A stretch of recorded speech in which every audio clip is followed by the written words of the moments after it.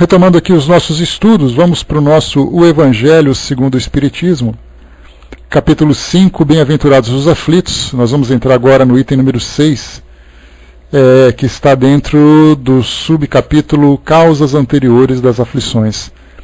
Então, antes de começarmos, vamos aqui para o nosso boletim da Sociedade Parisiense de Estudos Espíritas. Nós estamos no mês de março, dia 30 de março de 1860, uma sexta-feira. Temos aqui uma sessão particular. Vamos lá. Assuntos administrativos. O senhor Ledoyen, tesoureiro, apresenta o balanço da situação financeira da sociedade no segundo semestre do ano social, encerrado a 30 de março de 1860. O balanço é aprovado. Comunicações diversas. O senhor Chouard de Lyon homenageia a sociedade com 2 brochuras, contendo uma ode sacra sobre a imortalidade da alma e outra uma sátira sobre as sociedades de Comandita.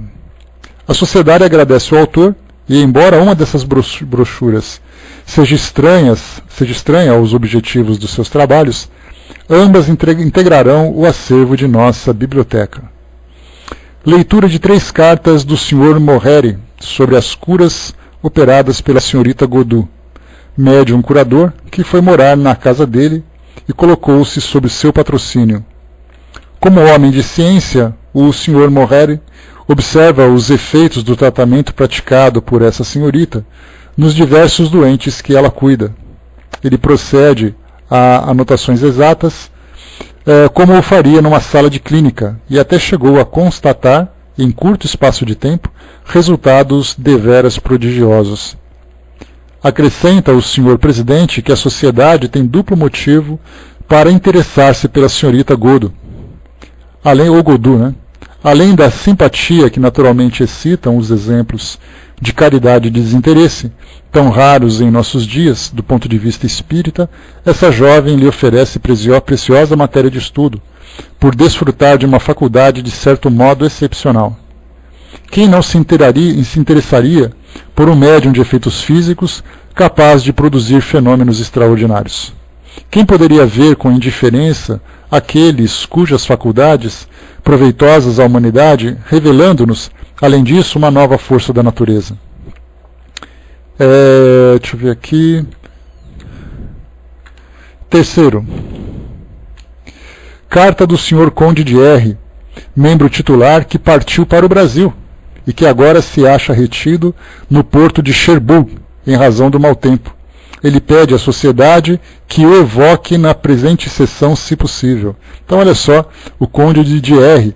Esse Conde de R, infelizmente, a gente não consegue definir, mas bem que podia ser o Conde de Rochester, né? Tão conhecido nos romances que são publicados aqui no Brasil, mas a gente não sabe, infelizmente, quem ele é. Mas, de qualquer forma, vindo para o Brasil, aqui uma citação interessante para nós, né? Para satisfazer aqui as nossas curiosidades naquela época. Continuando, o Sr. T observa que essa mesma pessoa já foi evocada 2 vezes, parecendo-lhe supérflua uma terceira evocação. O Sr. Allan Kardec responde que, sendo o estudo o objetivo da sociedade, a mesma pessoa pode oferecer observações úteis numa terceira vez, tão bem quanto o fez na segunda ou na primeira. A experiência, aliás, prova que o espírito é tanto mais lúcido e explícito quanto mais frequentemente se comunica, e de certo modo se identifica com o médium que lhe serve de instrumento. Não se trata aqui...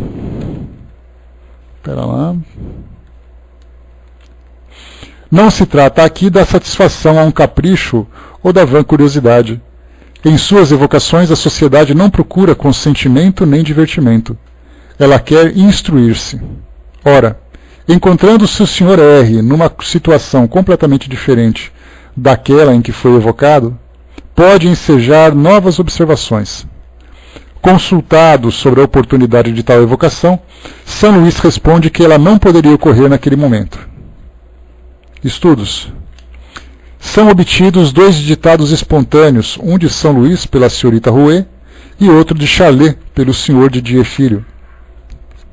Segundo, perguntas diversas dirigidas a São Luís sobre o espírito que se comunicou espontaneamente na última sessão sobre o nome de Beng, através da senhorita Boyer, e que revelou a intenção de semear a perturbação e a discórdia e de ter interferido em diversas comunicações. Das respostas obtidas resulta um ensinamento interessante sobre o modo de ação dos espíritos uns sobre os outros. Aqui a gente lembra que foi no boletim anterior que nós lemos, do dia 23, em que o espírito foi forçado a se manifestar para confessar aquilo que ele fez como uma punição. Então aqui agora de novo, perguntas dirigidas a São Luís sobre aquela situação. Terceiro, o Sr. R. propõe a evocação de um de seus amigos, desaparecido desde 1848 e do qual não se teve mais notícia. Considerando-se o avanço das horas, tal evocação foi adiada para a próxima sessão. Aliás, isso é uma coisa que muita gente gostaria de fazer, evocação de pessoas desaparecidas. Então, ou a gente já teve na família alguma experiência assim, ou conhece alguém que já teve. Então, quando pessoas que desapareceram de uma forma inexplicável, naturalmente, e bem que se poderia tentar fazer uma evocação. Aliás, nos Estados Unidos é muito comum médiuns que são psicômetras, que são aqueles médiuns que, tocando num objeto, acaba sentindo as vibrações e pode, de alguma forma, identificar o paradeiro de uma determinada pessoa. E lá, então, eles utilizam muito isso, a polícia, o FBI, que nada mais é do que a Polícia Federal Americana, utilizam esses médiuns, então, como consultores para encontrar pessoas desaparecidas, sequestradas, raptadas. Então, aqui também uma proposta, vamos ver na próxima sessão, amanhã a gente vê qual é o próximo boletim, o que vai ser tratado sobre isso.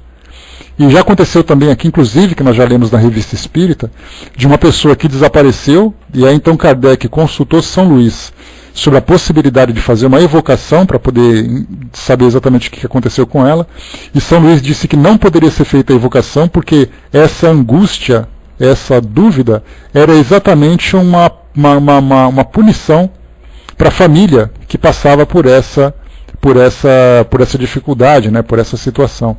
Então, não é o fato de desejar evocar, a pergunta é se pode evocar, se é possível. E nesse caso, mesmo que os médiuns fizessem uma evocação, de acordo com a orientação de São Luís, os médiuns simplesmente não conseguiriam estabelecer nenhum tipo de comunicação, a menos que o médium, não tendo ali um trabalho sério, fosse então influenciado por outros espíritos. Aí viria um espírito no lugar daquele que foi evocado e colocaria ali as informações, qualquer tipo de fantasia, ameaça e tudo mais. E continua. A sociedade decide que não se reunirá na Sexta-feira Santa, 6 de abril. A partir de 20 de abril, as sessões ocorrerão na nova sede da sociedade, a rua Santiene 59, passagem Santiene. Então nós temos aqui, na próxima sessão, então não teremos nenhum tipo de reunião, e finalmente uma nova sede para a sociedade que crescia cada vez mais. Então amanhã a gente vai ler sobre o boletim do dia 13 de abril, uma sessão particular também, acontecendo numa sexta-feira. Muito bem, fechando por aqui então a leitura do nosso boletim. Então vamos lá, pessoal, nós estudamos no nosso Evangelho segundo o Espiritismo, no nosso último encontro, as causas atuais das aflições. Então falamos sobre as diversas situações em que nós fazemos escolhas que trazem para nós consequências não muito felizes e mostrando a nossa grande responsabilidade na tomada correta de decisões. Que muitas das situações dolorosas que nós vivemos hoje, seja uma dor moral, seja uma dor física, sempre envolvendo uma dor moral naturalmente, a maioria das situações são provocadas por nós mesmos. E tendo esse conhecimento, nós começamos a agir de um modo mais equilibrado, de um modo mais correto, vamos dizer assim. E quando nós estudamos sobre as dificuldades, como foi já conversado aqui para nós temos uma facilidade muito grande de atribuir ao sobrenatural as causas das situações que nós vivemos hoje. Então, ou nós culpamos os espíritos por serem responsáveis pelas nossas tristezas, ou nós culpamos o nosso próprio passado, como sendo um karma que nós vivemos no presente, com as dores que estamos aqui agora vivendo. Então Kardec começa a desmistificar essa ideia, mostrando que sim, nós temos influência dos espíritos nas situações do nosso dia a dia, e também é correto afirmar que nós trazemos do passado muitos débitos ou muitos desequilíbrios que vão precisar de muito trabalho para retomar a sua condição original, a sua condição natural dentro das leis divinas. Porém, também lembra que nós temos muito mais responsabilidades pelas decisões que nós tomamos hoje. Então ele começou as causas atuais das aflições. Vimos sobre tudo isso, e ele sempre lembra, nessa frase que é muito marcante nesse capítulo: remontando à fonte dos males terrenos, reconhece-se que muitos são as consequências naturais do caráter e da conduta daqueles que sofrem. Quantos homens caem por sua própria culpa? Quantos são vítimas de sua imprevidência, de seu orgulho e de sua ambição? Quantas são arruinadas por falta de ordem, de perseverança, por mau comportamento ou por terem limitado os seus desejos? Então esse parágrafo já resume bem quais são as causas atuais de nossas aflições.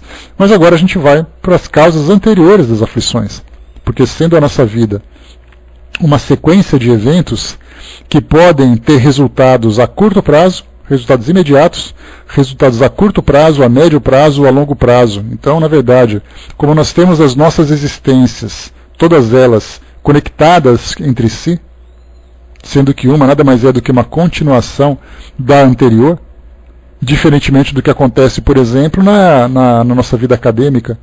Esse exemplo é bastante interessante porque quando a gente acaba um ano, a gente passa para o outro. Então, se você acabou uma determinada série, você passa para a série seguinte ou para o ano seguinte e zera tudo aquilo que você fez anteriormente e começa a partir dali somente levando o conhecimento que você teve.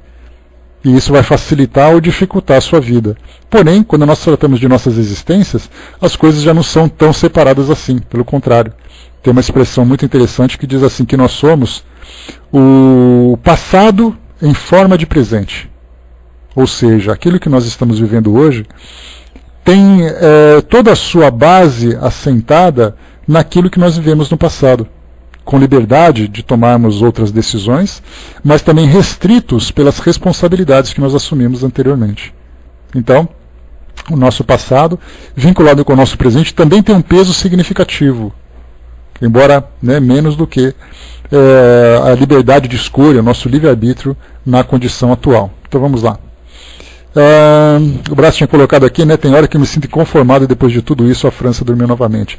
Braz, a gente só tem que lamentar, lamentar por aqueles que perderam essa preciosa oportunidade de fazer com que a doutrina se tornasse algo maior, mas felizmente ela veio para o Brasil e encontrou aqui um campo bastante fértil, embora ainda precisemos desenvolvê-las, desenvolvê-las assim, em vários aspectos, principalmente no aspecto filosófico e científico, que isso nos daria muito mais condições, Então, somos agora os herdeiros daquilo que a França produziu naquele momento. O capitalismo, as guerras e tudo mais que a gente tinha visto. Então vamos lá, bom dia pessoal que chegou. Item número 6, causas anteriores das aflições. Mas se há males nesta vida, de que o homem é a própria causa, há também outros que, pelo menos em aparência, são estranhos à sua vontade e parecem golpeá-lo por fatalidade. Assim, por exemplo, a perda de entes queridos e dos que sustentam a família. Assim também os acidentes que nenhuma previdência pode evitar, os reveses da fortuna que frustram todas as medidas de prudência, os flagelos naturais, e ainda as doenças de nascença, sobretudo aquelas que tiram aos infelizes a possibilidade de ganhar a vida pelo trabalho, as deformidades, a idiotia, a imbecilidade, etc. Os que nascem nessas condições nada fizeram seguramente nesta vida para merecer uma sorte triste, sem possibilidade de compensação, e que eles não puderam evitar sendo impotentes para modificá-las e ficando à mercê da comiseração pública. Por que, pois, esses seres tão desgraçados, enquanto ao seu lado, sobre o mesmo teto e na mesma família, outros se apresentam favorecidos em todos os sentidos? Quer dizer, por fim, das crianças que morrem em tenra idade só conheceram a vida da vida ao sofrimento. Problemas, todos esses, que nenhuma filosofia até agora resolveu até agora. Anomalias que nenhuma religião pôde justificar, e que seriam a negação da bondade, da justiça e da providência de Deus, segundo a hipótese da criação da alma, ao mesmo tempo em que o corpo, e da fixação irrevogável da sua sorte após a permanência de alguns instantes na terra. Que fizeram elas, essas almas que acabaram de sair das mãos do Criador, para sofrerem tantas misérias no mundo e receberem, no futuro, uma recompensa ou uma punição qualquer, se não puderam seguir nem o bem nem o mal? Então aqui a gente já faz uma pausa para refletir um pouquinho sobre essas situações, porque eu já passei por situações de debates assim com amigos de outras crenças, né, especialmente crença evangélica, e quando a gente argumenta, né, mas por que de tal situação estar acontecendo? E a resposta ela é muito enfática do ponto de vista deles, quando dizem assim: é porque Deus quis, Deus está provando a sua fé, Deus está provando a fé da sua família. E aí então essa resposta já é o suficiente, baseada na fé que eles possuem, para justificar uma situação como essa. Se baseia na fé, aceita aquilo que foi aplicado como uma prova de fé, e não se fala mais nisso. Só que nós sabemos que isso é muito pouco para justificar uma situação dolorosa. Porque quando nós perguntamos, mas se Deus quis que as coisas acontecessem assim, comigo, com a minha família ou com determinada pessoa, por que não escolheu com outro? Por que tinha que ser comigo? O que eu tenho de tão especial assim para ser escolhido para passar por um sofrimento, para que Deus teste a minha fé? E aí naquela passagem de Jó, lá no Antigo Testamento, nós temos aquela passagem, né, em que Deus foi tirando tudo de Jó para poder mostrar realmente que ele era um homem de fé. Então, para aqueles que aceitam, isso já basta. Para aqueles que buscam uma resposta mais clara, uma resposta mais racional para esse processo, nós temos que ir além da nossa fé. Temos que buscar definitivamente no nosso entendimento. Então, como nós já comentamos outras vezes, nós tivemos naquele Pinga Fogo de 1971, a primeira edição do Pinga Fogo, já que nós tivemos 2 edições, e a Rede Tupi naquela época teve um estouro de audiência, foi os maiores números de audiência já registrados por aquele canal. E aí então, naquela primeira edição, o Chico ele tinha sido consultado, né, tinha sido questionado por um pastor evangélico falando sobre essa ideia da reencarnação que o Espiritismo tanto difunde. Como é que nós podemos afirmar a reencarnação se a Bíblia fala que não existe? Mas muito mais ele colocava: como é que a reencarnação pode explicar, por exemplo, o nascimento de Adão e Eva? Como nós já conversamos sobre esse tema, naquela época, nós estamos falando de 40 anos, mais de 40 anos, 43 anos para sermos mais precisos. Então, 2 anos depois que eu nasci, hein? Muita coisa. Então, naquela época, essa crença dessa mitologia bíblica era muito real.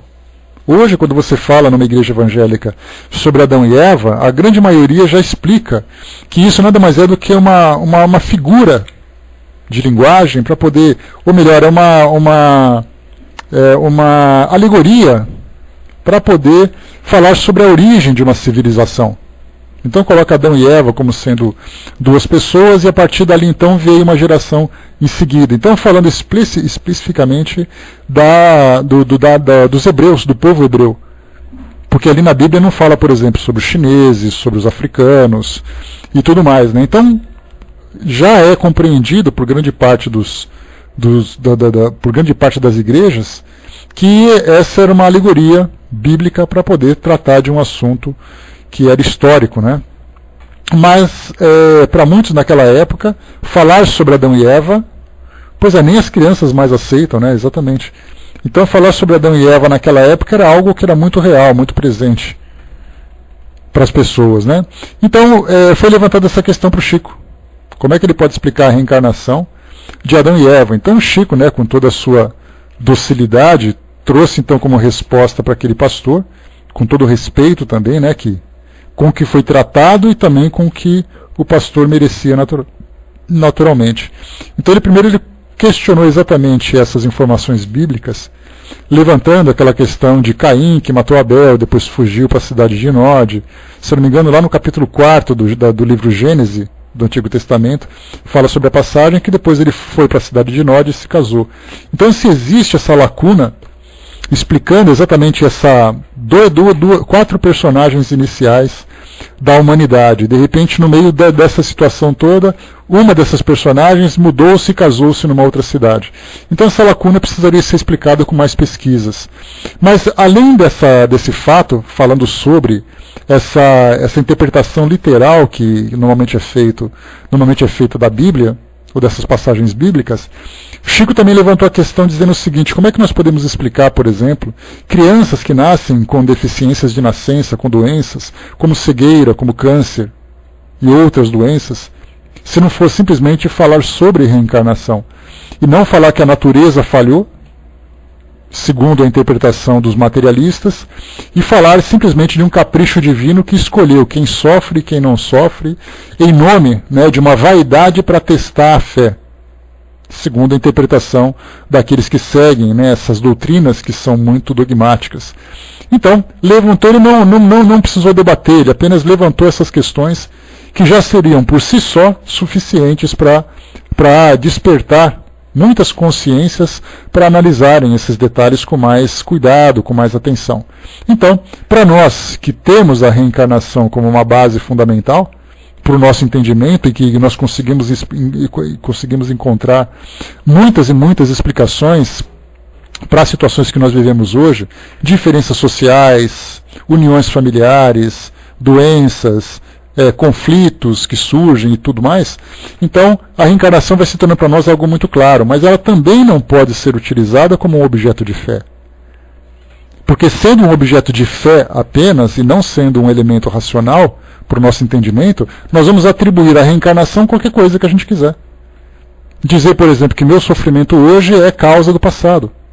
É um karma dentro daquela expressão oriental que nós utilizamos hoje com tanta frequência e que não tem problema nenhum utilizar, porque o que vale, na verdade, é o sentido que ela representa e não a palavra. Mas então, quer dizer, é o meu karma para cá, porque foi na vida passada, porque foi na existência passada. Então utilizamos essa ideia da reencarnação de uma forma muito simplista, minimizando a sua grande importância, a sua grande relevância nesse nosso processo evolutivo.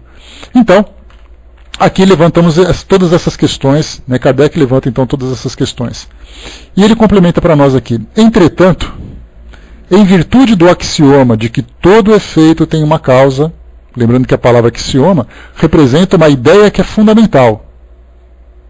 Ou seja, se eu falo que todo efeito tem uma causa, é algo que é aceitável independente de crenças, é algo que não é discutido. Porque isso é tão óbvio, é tão claro, que não precisa ficar debatendo filosoficamente, Bom dia, Marrom. Então, em virtude do axioma de que todo efeito tem uma causa, essas misérias são efeitos que devem ter uma causa. E desde que se admita a existência de um Deus justo, essa causa deve ser justa. Ora a causa sendo sempre anterior ao efeito, e desde que não se encontra na vida atual, é que pertence a uma existência precedente. Por outro lado, Deus não podendo punir pelo bem que se fez, nem pelo mal que não se fez, se somos punidos, é que fizemos o mal. E se não fizemos o mal nesta vida, é que o fizemos em outra. Esta é uma alternativa a que não podemos escapar, e na qual a lógica nos diz de que lado está a justiça de Deus. Então, bem claro para todos nós aqui, se nós admitimos que todo efeito tem uma causa, toda felicidade foi merecida. Quando nós falamos felicidade no seu sentido puro, não em satisfação, não em alegria, não em conforto, como a gente sempre comenta, já que hoje a interpretação da palavra, da ideia felicidade, ela é vista de um modo muito superficial. Eu sou muito feliz porque eu ganhei na loteria, e depois eu me tornei muito infeliz porque perdi todo o dinheiro. Eu sou muito feliz porque encontrei aquela pessoa. Sou muito feliz porque eu tenho aquele emprego. Aquela pessoa foi embora, perdi o emprego, me tornei infeliz de novo. Então, na verdade, a felicidade não é uma condição momentânea, ela é um estado. É um estado que foi conquistado pelas pessoas por todos nós, gradualmente, cada um consegue conquistar a felicidade dentro daquilo que é possível no nosso mundo atual, no mundo de provas e expiações como o nosso. Então nós temos, na verdade, os primeiros germes da felicidade. É aquele estado de satisfação. Por exemplo, a partir do momento em que nós desenvolvemos em nós algo que na doutrina é muito interessante. Quando nós desenvolvemos em nós aquele espírito de caridade, aquele espírito de trabalho produtivo, voluntário pela boa vontade, aquela satisfação que nós sentimos, ela é resultado de uma felicidade que foi conquistada. Já aquele que trabalha, por exemplo, esperando uma recompensa, se por acaso a recompensa não vem, ele não ganha nada com isso. Mas tem pessoas que são muito felizes em fazerem alguma coisa, um trabalho, mesmo que seja remunerado, que proporciona para ele uma satisfação pelo tipo de resultado que ele obtém. Que não é um resultado egoísta, limitado apenas nas suas ambições, mas é um resultado amplo. É um resultado que beneficia a coletividade.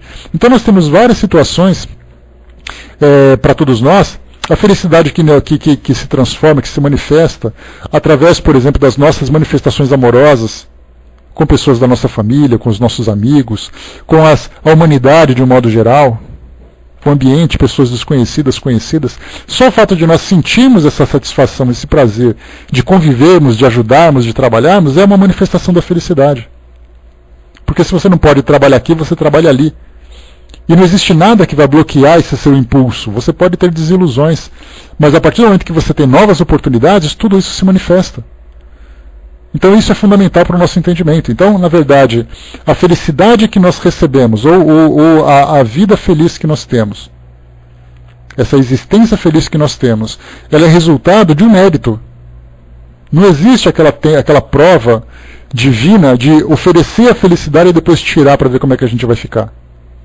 Não existe essa brincadeira, né, esse tipo de experimentos. Na verdade, a felicidade é uma conquista. Mas, ao mesmo tempo, se nós temos, por acaso, uma vida que apresenta muitas dificuldades, isso para nós é resultado também de algo imperfeito que aconteceu no passado e que agora busca um trabalho para poder fazer com que ele se torne perfeito. Então, eu tenho uma família feliz, ótimo. Mérito seu, mérito da sua família, onde todos se respeitam, onde todos se amam. Eu tenho uma família que é um pandemônio. Lamentável, porque todos vocês têm ali débitos bastante complicados para poder resolver. Ah, porque eu não consigo viver de uma forma tranquila, exatamente porque as turbulências foram criadas, ou por você mesmo, nessa existência, ou foi no passado. Então, na verdade, nós temos que, nesse axioma que todo efeito tem uma causa, basta a gente analisar aquilo que a gente tem hoje. E fazer um trabalho, apesar dos resultados negativos, muitas vezes, que nós vivemos, fazer um trabalho de superação e de reconstrução, para que no futuro nós tenhamos algo melhor. Então aquela comparação, aquela analogia que nós fazemos sobre o plantio e a colheita, ele é muito real. Porque aquele agricultor que por acaso semeia, cuida da sua planta, tira ali as ervas daninhas, faz a sua adubação, faz a sua irrigação e aguarda o momento certo e colhe, certamente ele vai ter uma produtividade. Agora, se nós temos aquele agricultor que tem o campo, ele faz ali um mau plantio, tem maus cuidados, a sua plantação vai morrendo, é resultado daquilo que ele viveu. Então, essa comparação ela é muito presente. Então, hoje, esse nosso presente, ele nada mais é do que o momento da nossa colheita. Aliás, todos os dias nós estamos colhendo aquilo que nós plantamos nessa existência ou na anterior. E ao mesmo tempo é como se nós tirássemos uma planta da árvore, uma fruta da árvore, e aí então nós comêssemos essa fruta e jogássemos a semente novamente no chão. Essa semente vai germinar e lá na frente nós vamos colher de novo. Então, se nós fizermos uma seleção de quais serão os frutos que nós vamos comer, de qual é a qualidade desse fruto que nós vamos comer, certamente nós estamos fazendo uma seleção para os frutos futuros. E, na verdade, quando nós comemos esse fruto, nada mais é do que uma representação daquilo que eu penso, daquilo que eu falo e da forma como eu ajo. Porque cada pensamento, cada palavra, cada ação é um fruto que eu estou tirando do pé. E é uma semente que eu estou jogando no chão. Se por acaso eu magoo as pessoas, essa mágoa é uma planta que vai ser germinada, vai germinar, é uma semente que vai germinar depois que eu vou ter que colher lá na frente. De que forma que isso se dá, eu não sei. Se por acaso eu agir de uma forma egoísta, esse egoísmo também é uma forma de uma planta que eu acabei de colher. É um fruto que eu acabei de colher. E assim cada atitude nossa. A caridade também é um fruto que eu acabei de colher. Aliás, como lembra bem o Chico, né? Diz para nós que o bem que nós fizermos será nosso advogado onde quer que nós estejamos. E isso só falando da caridade. Então, na verdade, as amizades que nós colhemos, os bons relacionamentos, um bom trabalho, tudo isso são frutos que nós colhemos nesse momento e semeamos ao mesmo tempo. Algumas plantas, algumas dessas sementes vão germinar com mais rapidez, outras vão demorar um pouco mais, vão se transformar naquela árvore frondosa. Imaginarmos, por exemplo, uma mexeriqueira, ela tem frutos rápidos, mas ao mesmo tempo, se eu plantar um abacate, eu vou demorar bastante, porque a árvore vai ter que crescer. Então, cada um desses frutos que nós vamos nos alimentando vai ser resultado daquilo que nós fazemos hoje. A Angelina colocou, somos responsáveis por tudo de bom ou de mal que acontece. Isso é meio óbvio para nós a princípio, Angelina, mas a gente tem uma dificuldade muito grande de compreender isso. Exatamente pelo fato de que nós somos imediatistas. O que significa imediatistas? Nós queremos viver agora, nesse momento, como diz o disco do Titãs, daquela banda de rock, tudo ao mesmo tempo agora. Então nós queremos, na verdade, sermos felizes sem termos semeado a felicidade. Nós queremos a riqueza sem termos semeado o trabalho. Nós queremos a amizade sem termos semeado a amizade com as pessoas. Nós queremos receber ajuda sem termos semeado a caridade. Assim as coisas vão acontecendo. Então, como nós não temos essa convicção de que as nossas atitudes, ações e palavras, ideias e palavras vão nos trazer de fato um retorno lá na frente, pelo sim, pelo não, eu garanto o meu agora. Como diz o ditado popular, antes um passarinho na mão do que 2 voando. Então eu prefiro agir de um modo impulsivo, imediato, para fazer o que eu tenho que viver agora, e o futuro seja que Deus quiser. Só que esse seja que Deus quiser se chama lei de causa e efeito. E a falta dessa compreensão que nós temos hoje é exatamente o que faz com que nós sejamos impulsivos e infantis nas nossas escolhas. Mas a partir do momento em que a gente desenvolve essa maturidade espiritual e começa a ter mais cuidado, eu posso não desfrutar daquele prazer imediato agora. Mas eu sei que eu vou colher uma felicidade que ela é duradoura no futuro.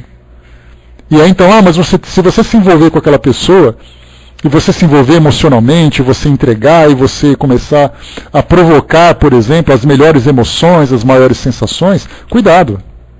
Cuidado porque esses relacionamentos afetivos que são muito intensos podem trazer lesões tão intensas quanto as emoções provocadas inicialmente. Então, na verdade, nós queremos viver as sensações. Não temos aquela preocupação, vamos com calma, com respeito, com cuidado, que a nossa relação vai ser duradoura. A nossa amizade vai perpetuar, o nosso amor vai se desenvolver cada vez mais. Mas não, vamos curtir o momento, vamos curtir a balada. Aliás, tem uma passagem que normalmente que vem sendo veiculada no canal Globo News, que é um pequeno trecho de um dos discursos do Papa Francisco quando ele esteve aqui no Brasil na Jornada Mundial da Juventude. Então ele falava para os jovens assim, deixa eu lembrar mais ou menos como é que era. Mais ou menos assim, por falta de perspectiva do futuro, é importante, né, nós preferimos curtir o momento. Então ele diz assim para os jovens, por isso eu peço a vocês que sejam revolucionários. E nessa hora assim a garotada começou a entrar em delírio, né, porque era uma linguagem muito acessível a ele, uma linguagem muito específica para aqueles jovens, e eles entenderam o recado. Quer dizer, não vivam impulsivamente o momento. Sejam revolucionários e comecem a planejar o seu futuro. Essa previdência financeira que todos nós desejamos fazer hoje, é importante que nós façamos também uma previdência moral. De começarmos a armazenar os melhores valores que são aplicados agora e que no futuro vão nos trazer um bom rendimento. E não simplesmente gastarmos tudo impulsivamente, independente do cuidado, independente da segurança, se vai ferir alguém, se nós vamos nos ferir. Se nós não tivermos essa preocupação, certamente nós teremos um futuro bastante complicado, moralmente falando. Então vamos em frente, continuando. Bom dia, pessoal que chegou. O homem não é, portanto, diz aqui Kardec para nós, punido sempre, ou completamente punido na sua existência presente, mas jamais escapa às consequências de suas faltas. a prosperidade do mal é apenas momentânea, e se ele não expia hoje, expiará amanhã, pois aquele que sofre está sendo submetido à expiação do seu próprio passado. A desgraça que, à primeira vista, parece imerecida, tem, portanto, a sua razão de ser. E aquele que sofre pode simplesmente dizer: perdoai-me, Senhor, porque eu pequei. Então aqui a gente já entra num detalhe que nós comentamos essa semana, comentamos ontem, no nosso estudo segunda-feira, quando a gente fala sobre as situações de agora que acontecem na nossa vida, onde nós vemos a corrupção, onde nós vemos as atitudes das pessoas na violência, na falta de interesse, na leviandade, em tudo. E muitas vezes nós ficamos inconformados, dizendo assim: mas como é que pode? Alguém que se comporta dessa forma ainda se dá bem. É como se aquela expressão dos filmes, que o crime compensa, embora nós tenhamos o crime não compensa, mas na visão de muitos o crime compensa, vamos viver de um modo intenso, aproveitando todas as oportunidades, mesmo as mais sujas, porque ninguém vai ficar sabendo e eu vou viver feliz. Essa ignorância com relação a essa dinâmica da vida é exatamente o que proporciona sofrimentos futuros. Quantas dores, quantas situações dolorosas, problemáticas, que nós encontramos hoje no presente, sem nos darmos conta que na verdade é uma justiça sendo aplicada para algo que ninguém ficou sabendo lá atrás. Porque nós fizemos muito bem escondido aquele crime perfeito. O crime perfeito não deixa os suspeitos, como dizem os engenheiros do Havaí. Então, esse crime perfeito não deixa os suspeitos, mas diante da lei divina, a nossa consciência, como nós já estudamos lá no livro Depois da Morte, quando o Leodani fala sobre a força do pensamento que nós conversamos, nós geramos em torno de nós um campo magnético que vai contra essa harmonia universal, que entra em choque com ela e será forçado naturalmente a se restabelecer perante essa ordem universal. É daí então que nós percebemos que aquele que comete uma ação terá inevitavelmente uma reação. Se por acaso eu faço algo negativo, e nós vemos hoje, como eu falei para vocês, a corrupção, a violência, vemos também a sonegação de impostos, vemos maus governos, má administração pública, má administração privada, funcionários que não se dedicam para o trabalho que fazem, apesar do compromisso, aqueles que se comprometem com as instituições religiosas, que têm uma obrigação fundamental de levar as pessoas a um crescimento espiritual, mas simplesmente vive aquele momento porque é o que interessa, é a sede de poder, é a sede da ganância, da sensualidade. Tudo isso são ideias que nós ainda alimentamos, achando que isso vai passar impunemente. Mas quando nós temos um entendimento maior sobre, não Deus, que é aquele vigilante que tem aqueles olhos grandes que ficam nos olhando. Na verdade existe essa harmonia que naturalmente vai chamar a nossa atenção no momento em que nós quebrarmos o seu equilíbrio. Então por isso nós temos que, se por acaso hoje nós sofremos, tenhamos consequência que esse sofrimento é merecido, pelo fato de nós termos agido equivocadamente. E agora nós temos que fazer um esforço dobrado de tolerância, de paciência inicialmente para suportarmos a dificuldade, e depois perseverança e esperança para trabalharmos para a reconstrução daquilo no futuro, são as palavras de ordem para todos nós. Vamos para o item número 7. Os sofrimentos produzidos por causas anteriores são sempre, como os decorrentes de causas atuais, uma consequência natural da própria falta cometida. Quer dizer que, em virtude de uma rigorosa justiça distributiva, o homem sofre aquilo que fez os outros sofrerem. Se ele foi duro e desumano, poderá ser, por sua vez, tratado com dureza e desumanidade. Se for orgulhoso, poderá nascer numa condição humilhante. Se foi avarento, egoísta, ou se empregou mal a sua fortuna, poderá ver-se privado do necessário. Se foi mau filho, poderá sofrer com os próprios filhos, e assim por diante. Então o que a gente já vê nessa lei de reciprocidade, que seria a princípio a lei de olho por olho, dente por dente, mas nós sabemos que sempre os atenuantes e os agravantes são elementos que temperam esses princípios, Nós temos então que, diante de uma ação equivocada, temos ali um sofrimento que vai tirar esse equívoco, vai esclarecer as coisas. E isso me faz lembrar, quando nós temos assim essas punições que nós temos hoje, nos hospitais, nas penitenciárias, pessoas que, por exemplo, foram presas injustamente, de fato foram presas injustamente, mas ainda assim passam um tempo naquele inferno todo, e aí nós atribuímos simplesmente a um erro da sociedade. Que pode ter havido esse erro, pode ter havido essa negligência, mas muitas vezes agiu de um modo correto baseado naquelas provas, naquelas evidências que foram apresentadas. Mas mesmo assim, mesmo sendo inocente, ele foi punido por aquilo. Aí nós perguntamos, mas por que alguém passaria por uma situação como essa? É por mero engano? E aí então nós, quando começamos a desenvolver essa nossa convicção na ação dessa lei de causa e efeito, nós sabemos que, mesmo que diante dos olhos da sociedade, bom dia, professor, diante dos olhos da sociedade, nós vejamos um inocente sendo punido, perante as leis divinas, sabendo que ninguém sofre inutilmente, nós temos ali então a aplicação de uma lei que então nós desconhecemos.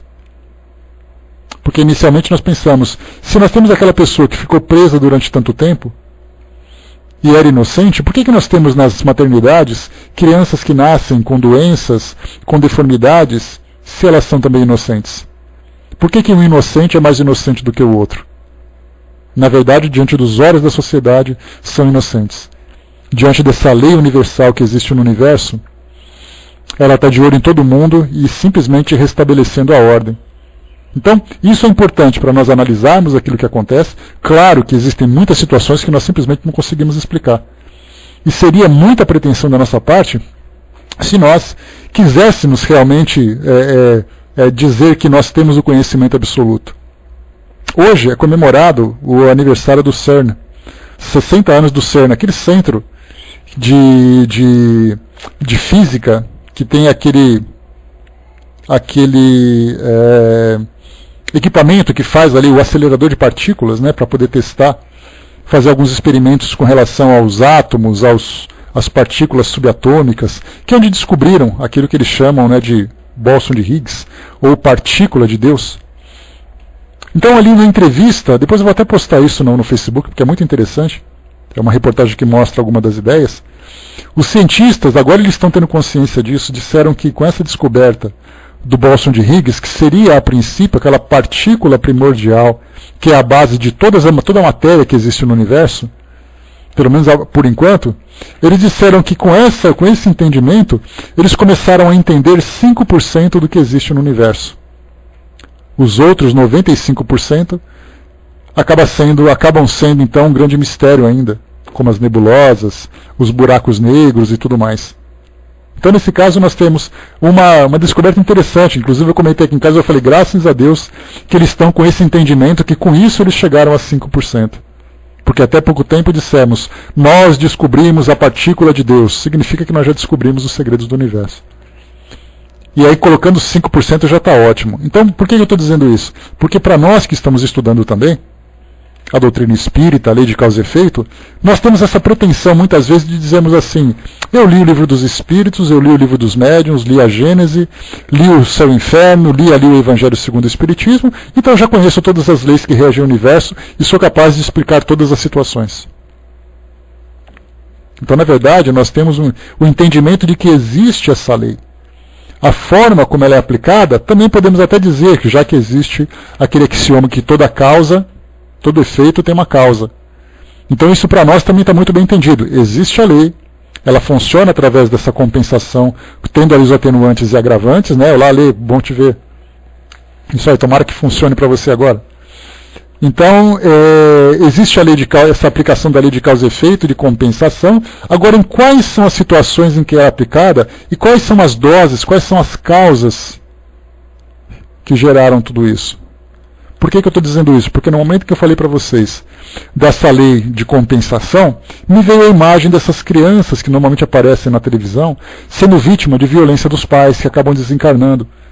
Uma criança que muitas vezes acaba sendo arrastada por um carro, uma criança que é jogada pela janela, que são situações que chocam a nossa sociedade. E como é que nós podemos explicar isso? a resposta? Não podemos. Nós não sabemos qual é o histórico daquelas pessoas, não sabemos o que motivaram a tomarem essas decisões agora, já que tiveram livre-arbítrio para fazer essas escolhas. O que fizeram no passado para ter esse merecimento, já que nós sabemos que ninguém sofre inutilmente, nenhum inocente sofre por aquilo que não fez. E aí nós começamos a questionar um monte de coisa.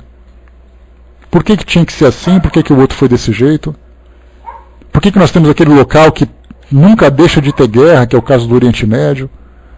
Crianças que estão morrendo, o que aquelas crianças têm com isso? A lei de causa e efeito explica. Não para nós nesse momento, mas certamente ela traz para nós um entendimento. Que se aconteceu, aconteceu porque tinha que acontecer. Como, quando, por quê, quem? Porque a gente sabe, né? Mas por que mais detalhado, isso também foge para nós. Então a gente começa a ter um leve entendimento daquilo que acontece, mas jamais podemos ter a pretensão de justificar alguma coisa com a nossa pseudo-sabedoria, que muitas vezes a gente tem essa pretensão, simplesmente porque nós não conhecemos os bastidores. Não conhecemos os bastidores daquilo que acontece no nosso universo, no nosso planeta. E isso se torna para nós algo bastante confortador. Porque muitas pessoas questionam quando nós nos colocamos como espíritas. E aí então você começa a falar um pouquinho sobre aquilo que a doutrina apresenta, aí as pessoas já enchem o peito e dizem assim, então me explica isso. Como se nós tivéssemos respostas. E quando a gente fala assim, eu não sei, tá vendo? Você se acha que é especial. Mas eu não estou vendo nada, eu sei o que eu sei, as coisas são o que são. Se eu puder te explicar alguma coisa, eu explico. Se eu não puder, eu vou buscar a resposta tanto quanto você. Só que a gente busca por outro caminho. A gente tem outras, vamos dizer assim, que a nossa biblioteca tem outros tipos de livros e de informações. Não podemos explicar. Como tem aquela história que, sinceramente, eu não sei se é verdadeira ou não, mas foi publicado há alguns anos no jornal italiano, dizendo que o Papa Bento XVI fez uma visita lá na Polônia, em Auschwitz, naquele campo de concentração, e aí então ele entrou numa das câmaras de gás, ficou em silêncio e depois ele falou baixinho, Deus, por que Deus permitiu que isso acontecesse? Assim diz a lenda, não sei se isso é verdadeiro ou não. Então essas dúvidas que nós temos, que normalmente as respostas vêm baseadas na nossa fé, elas podem ser mais facilmente esclarecidas ou menos facilmente esclarecidas. Nós, por exemplo, na doutrina temos como base fundamental a reencarnação, a lei de causa e efeito, a imortalidade do espírito. Ótimo, só esses três para nós já basta. Os outros dois são a crença em Deus, que é fundamental, e a comunicabilidade dos espíritos. Com essas 5 bases, apenas com essas 5 bases, a gente pode até não explicar os detalhes, mas traz para nós uma compreensão do porquê das coisas terem acontecido daquela forma, mesmo que nós não aceitemos, ou mesmo que as pessoas não aceitem. E isso é importante para nós no nosso estudo, fortalecermos essa nossa convicção. O Brás colocou aqui para nós, no dia da morte do menino João Hélio, chorei muito, mas estávamos ligados no Alcelde e tudo foi em tempo real, pois é uma coisa bastante triste. Triste para nós, mas pensemos assim, só para poder explicar como as coisas são, e que é importante não nós sermos indiferentes à situação, mas nós mantemos o equilíbrio diante da situação. Por exemplo, nós tivemos então aqui uma notícia e que nós tivemos um terrorista que explodiu uma bomba num determinado lugar. Estou trazendo para vocês uma imagem bastante trágica.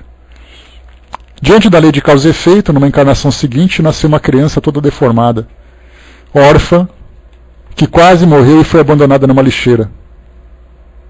Aí todo mundo fica, mas que sociedade ingrata, que sociedade isso, porque no início nós queríamos que ele fosse para o inferno, por aquilo que ele fez. Na encarnação seguinte, todo mundo se compadece daquilo que aconteceu.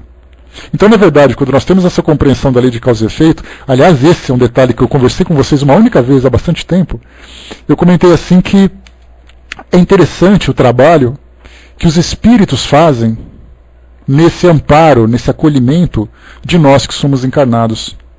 Porque quando um espírito, que é um espírito protetor, claro que eu falo de um espírito de um nível mais elevado, né, que tem uma missão importante com aquele grupo, com aquele indivíduo, não um espírito familiar, espírito amigo, como é o nosso caso, né? Você pode até ter simpatia por aquela pessoa, mas você pode não ter capacidade ou condições de fazer alguma coisa mais efetiva. Já um espírito mais esclarecido tem uma visão maior. Então a gente fica imaginando o equilíbrio que esse espírito deve ter quando observa exatamente um histórico de um indivíduo que se comportou de modo trágico no passado, que nasce de um modo doloroso. Ele tem que manter o equilíbrio porque ele sabe que existe uma lei que mantém tudo isso. Ele não pode se comover com a situação quebrando esse equilíbrio. Então ele tem que ter aquela frieza, entre aspas, né? não uma indiferença, mas aquele equilíbrio, manter sempre manter aquele foco naquele trabalho que ele tem que realizar para ele não se desestruturar, porque muitos de nós, sem dúvida nenhuma, sofreríamos por isso. Lembrando mais uma vez aquela passagem do Chico, quando ele esteve aqui em São Paulo, na década de 80, se eu não me engano, ele visitou a então penitenciária de São Paulo, aqui na estação Carandiru do metrô na Zona Norte. E aí então fazendo aquela visita, né, quando ele já poderia ser considerado assim um popstar dentro do meio religioso aqui no Brasil, então onde ele ia, a imprensa estava atrás, e aí então ele entrou na tal penitenciária. Fez ali a visita com os presos e tal.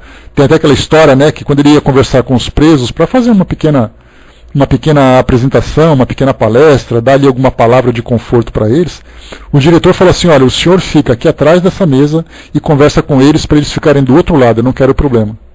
E aí então o papo foi desenrolando, e aí então o Chico, como alguns dos presidiários se levantaram para abraçar o Chico contornou a mesa e foi dar um abraço naquelas pessoas. O diretor do penitenciário ficou desesperado: vai que acontece alguma coisa com esse homem. E ele abraçou todo mundo, deu beijo em todo mundo, aquela coisa toda. E quando ele saiu, a imprensa então, né, um dos repórteres perguntou: e aí, Chico, você viu muito espírito obsessor lá dentro? E o Chico colocou: olha, vi sim, mas eu também vi muita mãe chorando, vendo seus filhos que estavam presos. Então, nesse caso, a gente pergunta: como é que um espírito pode ter um equilíbrio, um espírito do nosso nível, pode ter um equilíbrio para lidar com uma situação como essa, de ver um preso? Porque ou você vai se sentir, você vai simplesmente dizer para ele: tomara que sofra mais mesmo, ou então dizendo: coitadinho dele, eu espero que Deus ajude a fazer alguma coisa. Na verdade, o espírito está ali para tentar manter a ordem e o equilíbrio. E isso é muito problemático. O Brás colocou para nós: foi ótimo o trabalho de André Luiz, né? Ele se indignava com o sofrimento dos espíritos e seus mentores lhe mostravam a causa. Aliás, essas obras de André Luiz, Brás, traz muito para nós essa evolução que os espíritos têm, né? Essa evolução que mostra assim, que no início você tem aquela visão passional, depois você vai ter aquela evolução racional. Aquela condição passional, depois aquela condição racional de manter o equilíbrio, de ter a compreensão. Então essas leituras de André Luiz, elas são muito instrutivas nesse sentido, para mostrar assim a nossa visão diferenciada a partir do mundo espiritual. Ali colocou, né, se a vida real é espiritual e viemos aqui para resgatar, evoluir, expiar a emissão, etc., é muito difícil perceber que a forma que cada um morre tem a ver com o porquê esse espírito encarnou. O que nos parece injustiça pode ser uma evolução. Mas na prática, na pele, não é tão simples esse sentimento, ainda mais quando estamos envolvidos diretamente com o fato, né, aparentemente injusto. Né, haja esclarecimento. Pois é, Ali. Então, como eu falei para vocês, nós temos a base. Obrigado, Cindizinha. Nós temos a base do entendimento da aplicação dessa lei de causa e efeito. Mas nós não podemos entrar nos detalhes. Nós não sabemos, como eu já falei para vocês outras vezes, o porquê da nossa vida ser como é. Por que nós temos pretensão de saber como é que é a vida dos outros? A gente pensa assim: olha, eu li no livro de André Luiz que aquela situação daquele casal que um matou o outro e depois cometeu suicídio, aquela coisa trágica, foi por causa disso. Aí todo mundo fica: como você sabe? Aí eu pergunto para ele: me fala uma coisa, por que você está casado com aquela pessoa que te faz tanto sofrer? Por que você está naquela família tão problemática? Não sei. Quer dizer, você sabe dos outros, mas você não sabe da sua. Esse é um problema sério, né? Então, nós temos assim que essa pretensão de queremos absorver todo o conhecimento, visto aqui do mundo físico, é uma situação bastante problemática para nós. Então temos que ter assim, um entendimento e também a humildade de dizer não sei. Mas a base para nós já é suficiente. Então nós começamos a ver o nosso mundo, já começamos a ver a nossa sociedade, já começamos a ver a nossa vida a partir de outro prisma. O que é muito positivo, porque isso fortalece em nós a compreensão, a paciência, a tolerância.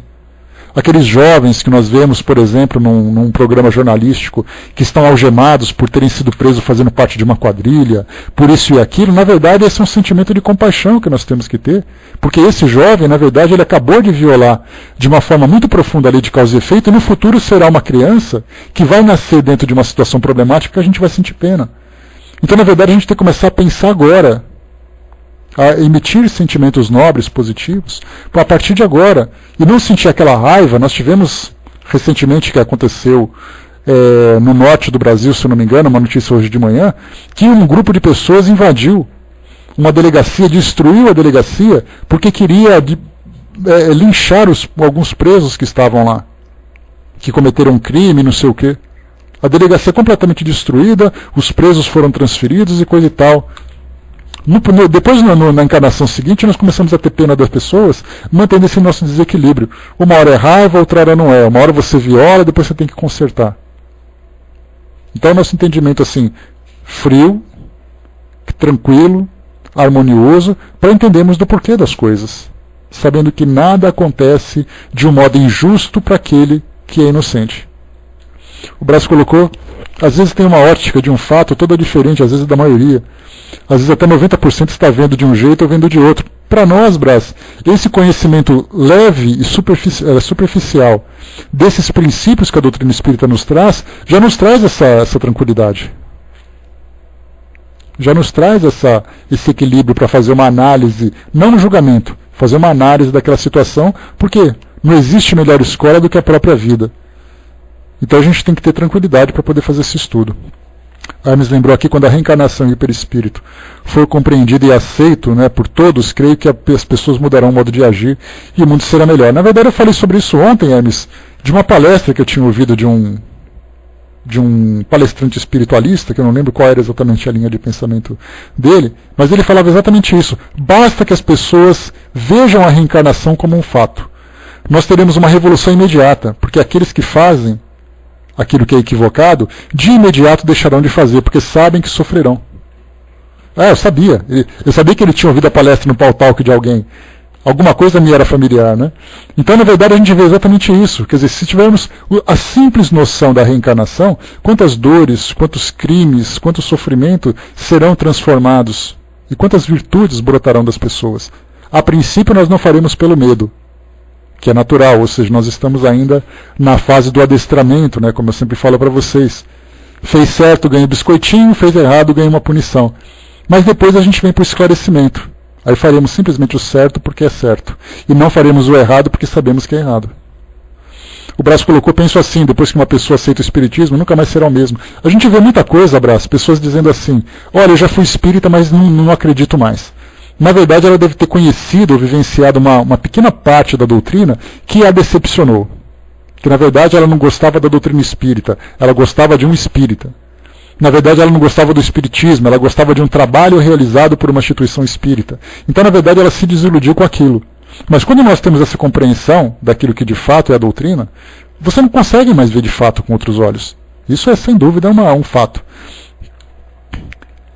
Vamos lá, continuando para nós aqui. Pois é, não é que é um falso espírita, Brás, é aquela pessoa espírita que tem entendimento limitado.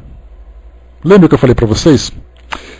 Deixa eu ver quanto que falta aqui, só para a gente concluir esse capítulo, senão eu fico falando demais e a coisa não desenvolve. Tá acabando já. É aquilo que eu falei para vocês, né, que aquela música que eu comentei, aliás eu estou musical hoje, né, com muitos trechos de músicas, aquela música do Oswaldo Montenegro, né, quando ele diz, né, eu amava como amava o pescador que se encanta mais com a rede que com o mar. E eu gosto de usar essa frase, porque esse verso, porque ele mostra muito aquilo que a doutrina é. Nós às vezes vemos uma montanha representando a doutrina espírita, mas a gente fica encantado com uma florzinha que está no pé dela. Olha que flor linda, e se esquece de olhar para cima, para ver a monstruosidade de conceitos filosóficos e de revelações que nós podemos obter da doutrina como um todo. E essa florzinha, como eu coloco para vocês, elas podem representar uma cirurgia espiritual, uma psicografia, um relacionamento com outro espírita, um encantamento com o palestrante. Então, na verdade, ela não conseguiu se dar conta, se eu cantasse, ela esvazia, né? Então, não consegue se dar conta da grandiosidade que a doutrina é como filosofia. mas ela se aproxima por um elemento. Eu mesmo já comentei com vocês sobre isso. Há mais ou menos uns 20 e tantos anos, eu tinha ali os meus 19, 20 anos de idade, eu me afinizei com a igreja metodista. Eu fui convidado na época para participar de um acampamento, e aquele acampamento é maravilhoso, né? Para quem já fez encontros de jovens na igreja católica, encontros de mocidade, a gente sai andando nas nuvens, encantado com aquilo que é apresentado. Claro que tudo muito bem organizado, com pessoas muito bem voltadas para aquele propósito. Então a gente sai de lá assim, quase que a alma lavada. E eu participei daquela atividade e eu falei, eu quero viver isso, porque isso é muito legal. Aquele grupo de jovens enorme, aquela atividade, aquela brincadeira, foram 3 dias assim maravilhosos, com músicas, com palestras, com isso, com aquilo. Ótimo. Saí de lá e falei, quero ser parte desse grupo. E aí comecei a frequentar domingo, depois domingo, depois domingo, ia para a escola dominical, comecei a fazer trabalhos dentro da instituição, trabalhando com crianças, num trabalho parecido com... como se fosse uma evangelização, mas mais voltada para a recreação, né? Já que essa parte de evangelização é feita pelos pastores que têm ali a sua formação. E aí o tempo foi passando, e eu percebi que aquele encanto todo daquele acampamento não era aquilo. O dia a dia da igreja era um dia a dia difícil, com pessoas que tinham dificuldade de se relacionarem, com ideias que eram para mim completamente fantasiosas.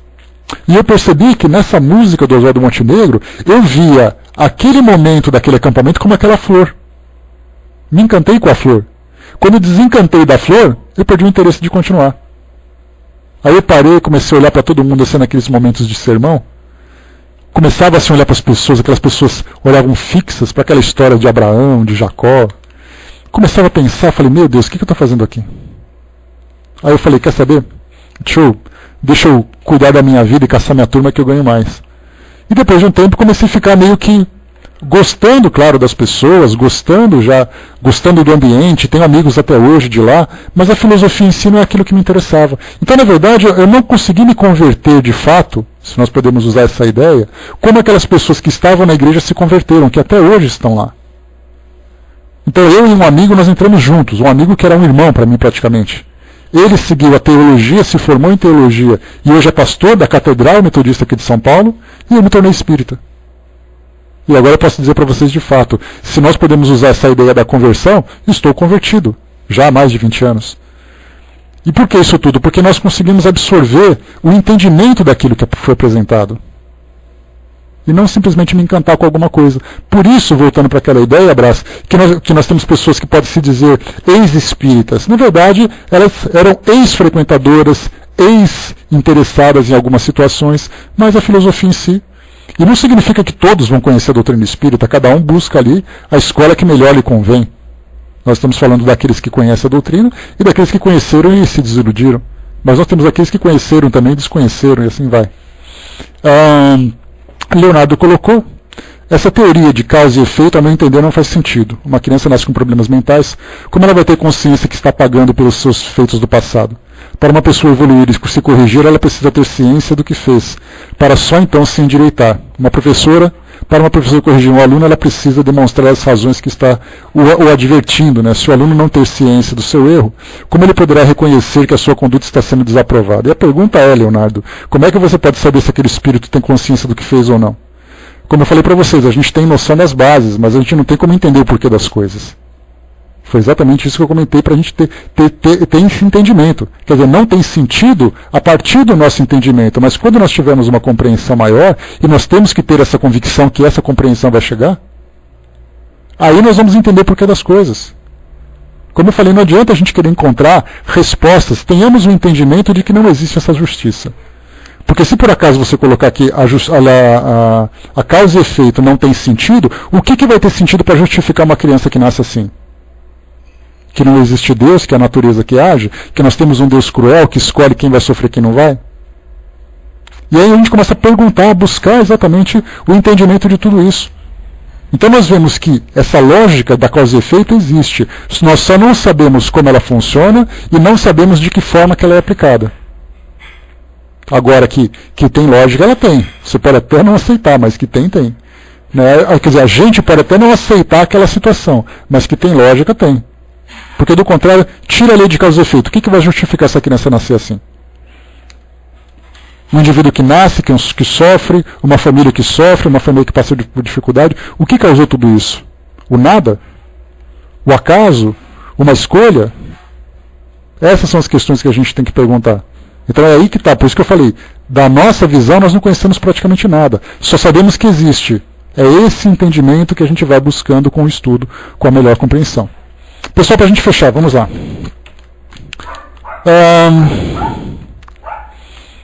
É dessa maneira que se explicam, como eu coloquei aqui em cima para vocês, né? O orgulhoso vai sofrer humilhação, o desumano vai sofrer desumanidade, o mau filho vai sofrer com os próprios filhos e assim por diante. Kardec foi muito genérico nessa situação. E ele diz assim, é dessa maneira que se explicam, pela pluralidade das existências e do destino da Terra, como mundo expiatório que é, as anomalias da destruição da felicidade e da desgraça, entre os bons e os maus deste mundo. Essa anomalia, olha só exatamente o que a gente conversou agora, essa anomalia é apenas aparente, porque só encaramos o problema em relação à vida presente. Mas quando nos elevamos pelo pensamento de maneira a abranger uma série de existências, compreendemos que a cada um é dado o que merece, sem prejuízo do que lhe cabe no mundo dos espíritos, e que a justiça de Deus nunca falha. O homem não deve esquecer-se jamais de que está num mundo inferior, onde só é retido pelas suas imperfeições. A cada vicissitude, deve lembrar que, se estivesse no mundo mais avançado, não teria de sofrê-la, e que dele depende não voltar a este mundo, desde que trabalhe para se melhorar. Então, fechamos por aqui esse nosso texto de hoje, que é o texto número 7. Nós vamos então para o texto número 8. Né? Deixa eu ver aqui. Mas eu não entendi, Leonardo, qual é exatamente a sua linha de pensamento. Eu não sei se você é espírita ou se você é de uma outra crença, não entendi ainda. Porque, na verdade, tudo aquilo que a gente coloca não são ideias que Kardec resolveu. Na verdade, isso aqui são instruções que os espíritos trouxeram. E se os espíritos não estão na condição correta, não estão na condição elevada para poder explicar tudo isso, então a gente tem que buscar uma outra ideia. Né? Então, a gente tem que pensar, não sei exatamente, me coloca aqui para mim, qual é exatamente a sua linha filosófica e religiosa, por gentileza, para poder entender o seu pensamento. Tá, então, fechando por aqui, pessoal, enquanto isso, para a gente poder concluir aqui o nosso trabalho pontualmente. Né? Não, me explica, qual é exatamente a sua religião? Se a gente pode colocar assim de um modo mais objetivo. O que forma exatamente a sua ideia? Só para a gente ter uma noção. Vamos lá, pessoal, fechando por aqui então, você é evangélico? Certo. Nesse caso então, a gente pode pensar o seguinte, Leonardo, dentro da visão evangélica. De que forma que Deus pode explicar, por exemplo, essas escolhas? Porque eu falo para você com conhecimento de causa. Né? Eu fui católico, fui evangélico, sou espírita, então eu conheço um pouco de cada uma dessas filosofias, um pouco, naturalmente. Né? Mas assim, o princípio é exatamente esse. Como eu coloquei no início, para justificar, por exemplo, uma situação dolorosa como essa de debates que nós já tivemos na igreja, a resposta foi porque Deus quis testar a fé daquela pessoa. Deus quis testar a dedicação dela. Então a gente pergunta, mas por que Deus quis testar ela e não quis testar o outro? Quais são os critérios que Deus escolhe? A gente pergunta, não sei, porque Deus é insondável. Sem dúvida nenhuma. Né?